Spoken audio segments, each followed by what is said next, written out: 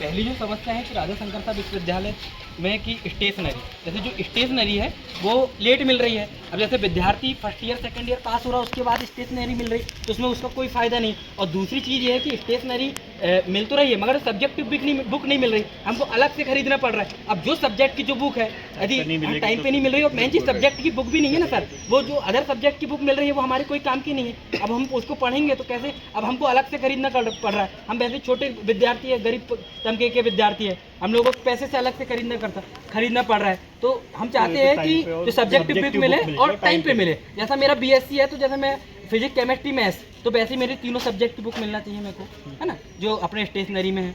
और वैसे ही सभी सब्जेक्ट की बुक मिलना चाहिए, पहली ये मांग है। और दूसरी ये मांग है कि जो राजा शंकर विश्वविद्यालय के सामने जो प्रांगण है, गोंडवाना के जो महान राजा है, स्वतंत्र सेनानी राजा शंकर शाह जी की विशाल प्रतिमा हो, जो कि अभी तक प्रतिमा नहीं लगी है। तो हम चाहते हैं कि जल्द से जल्द हो प्रतिमा उनकी होना चाहिए। और तीसरी ये मांग है सर कि राजा शंकर साहब विश्वविद्यालय के नाम से जो राजा शब्द हटा के महाराजा शब्द जोड़ा जाए, क्योंकि वो 52गढ़ 57 परगना के गोंड महाराजा थे, इसलिए उनका नाम महाराजा जोड़ा जाए।